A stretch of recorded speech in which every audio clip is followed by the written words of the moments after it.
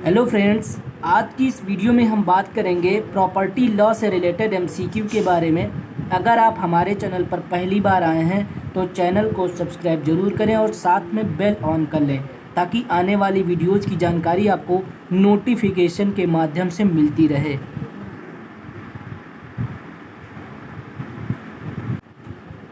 तो चलिए वीडियो को स्टार्ट करते हैं और बात करते हैं एमसीक्यू की।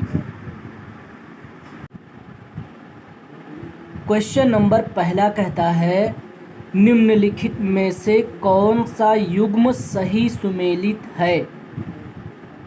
ध्यान से सुनिएगा, इम्पॉर्टेंट क्वेश्चन है। यहाँ पर आपका बी ऑप्शन बिल्कुल सही होगा। बंधकित ऋण धारा 134 से संबंधित है। यहाँ पर आपका बी ऑप्शन बिल्कुल सही होगा। क्वेश्चन नंबर दूसरा क्या कहता है कि स्थावर संपत्ति के अंतर्गत सम्मिलित है, तो यहाँ पर आपका डी ऑप्शन सही होगा। उपयुक्त में से कोई नहीं।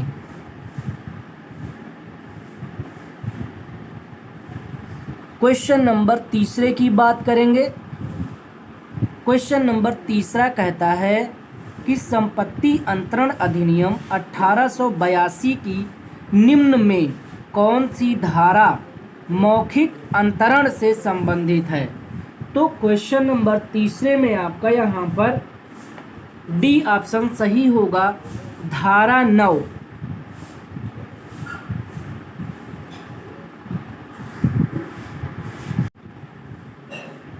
क्वेश्चन नंबर 4 कहता है कि संपत्ति अंतरण अधिनियम 1882 की निम्न में कौन सी धारा अजन्मे बच्चे के फायदे के लिए संपत्ति अंतरण से संबंधित है।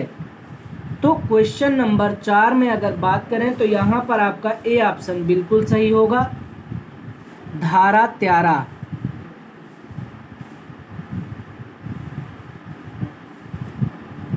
क्वेश्चन नंबर 5 की बात करेंगे। क्वेश्चन नंबर 5 क्या कहता है कि संपत्ति अंतरण अधिनियम 1882 के अंतर्गत निम्न में से कौन सुमेलित है।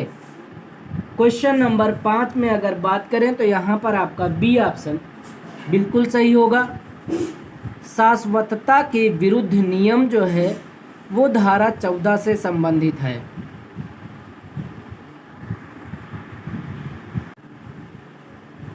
क्वेश्चन नंबर 6 कहता है, संपत्ति अंतरण अधिनियम 1882 प्रवृत्त हुआ तो 1 जुलाई 1882 को। यहाँ पर आपका सी ऑप्शन बिल्कुल सही होगा। क्वेश्चन नंबर 7 की बात करेंगे आगे। क्वेश्चन नंबर 7 कहता है का ₹5000 खा को इस शर्त पर अंतरित करता है कि वह गा घा और अंगा के सहमति से विवाह करेगा। खा विवाह गा घा और अंगा की सहमति के बिना कर लेता है, किंतु विवाह के पश्चात उनकी सहमति प्राप्त कर लेता है। क्या खा ने शर्त पूरी की है। तो क्वेश्चन नंबर 7 में आपका यहाँ पर बी ऑप्शन सही होगा, नहीं की। क्वेश्चन नंबर 8 क्या कहता है। क्वेश्चन नंबर 8 कहता है कि का एक फार्म खा को उसके जीवन पर्यंत के लिए इस उपबंध के साथ अंतरित करता है कि यदि खा ने अमुक जंगल काटा तो अंतरण के प्रभाव का अंत हो जाएगा। खा जंगल काट डालता है, फार्म में उसके आजीवन हित पर क्या प्रभाव होगा। तो क्वेश्चन नंबर 8 की बात करें तो यहाँ पर आपका ए ऑप्शन बिल्कुल सही होगा, खो देता है। क्वेश्चन नंबर 9 की बात करेंगे। क्वेश्चन नंबर 9 कहता है कि संपत्ति अंतरण अधिनियम 1882 के अंतर्गत निम्न में से कौन सुमेलित नहीं है? तो क्वेश्चन नंबर 9 में आपका बी ऑप्शन बिल्कुल सही होगा। भागिक पालन का सिद्धांत धारा 53 बी। क्वेश्चन नंबर 10 की बात करेंगे आगे। क्वेश्चन नंबर 10 क्या कहता है कि संपत्ति अंतरण अधिनियम 1882 की निम्न में किस धारा के अंतर्गत दिया गया है कि निहित हित कब्जा प्राप्त करने से पहले अंतरिती की मृत्यु हो जाने से विफल नहीं हो जाता? तो यहाँ पर आपका सी ऑप्शन सही होगा, धारा 20। क्वेश्चन नंबर 11 की बात करेंगे आगे। क्वेश्चन नंबर 11 कहता है जहाँ की प्रतिभूति मूलधन 100 रुपये या उससे अधिक है वहाँ बंधक हक विलेखों के निक्षेपों द्वारा बंधक से भिन्न है, केवल प्रभावी किया जा सकता है। तो क्वेश्चन नंबर 11 में आपका यहाँ पर डी ऑप्शन सही होगा, उपयुक्त सभी। क्वेश्चन नंबर 12 की बात करेंगे। क्वेश्चन नंबर 12 कहता है पुरोबंध या विक्रय का अधिकार संपत्ति अंतरण अधिनियम 1882 की निम्न किस धारा में बताया गया है? तो यहाँ पर आपका धारा 67 में बताया गया है। तो सी ऑप्शन आपका बिल्कुल सही होगा। क्वेश्चन नंबर 13 की बात करेंगे।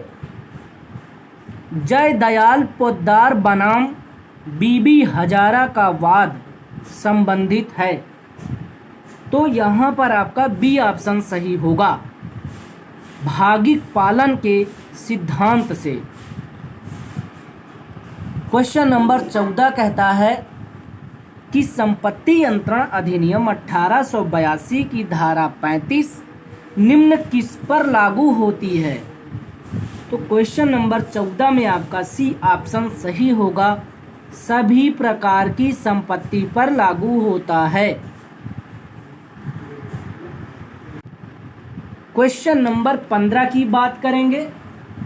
क्वेश्चन नंबर 15 कहता है निम्न में किस वाद में यह अभिनिर्धारित किया गया था कि विभाजन संपत्ति का अंतरण नहीं है?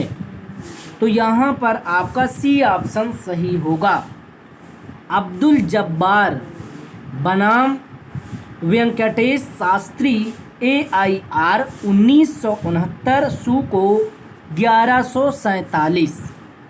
तो यहाँ पर सी ऑप्शन आपका बिल्कुल सही होगा। क्वेश्चन नंबर 16 कहता है संपत्ति अंतरण अधिनियम 1882 की धारा 36 निम्न किस सिद्धांत से संबंधित है? तो यहाँ पर आपका डी ऑप्शन सही होगा, प्रभाजन के सिद्धांत से। क्वेश्चन नंबर 17 कहता है संपत्ति अंतरण अधिनियम 1882 के अधीन निम्न में से कौन अंतरण है? तो यहाँ पर आपका सी ऑप्शन सही होगा, स्वामित्व का। क्वेश्चन नंबर 18 क्या कहता है कि संपत्ति अंतरण अधिनियम 1882 के अधीन निम्न में से कौन अंतरण है? क्वेश्चन नंबर 18 में आपका सी ऑप्शन सही होगा, ऋण का अंतरण। क्वेश्चन नंबर 19 की बात करेंगे आगे। क्वेश्चन नंबर 19 कहता है कि संपत्ति अंतरण अधिनियम 1882 के अधीन निम्न संपत्तियों में से किसकी अंतरित किया जा सकता है? तो यहाँ पर आपका डी ऑप्शन सही होगा, अनुयोज्य दावा।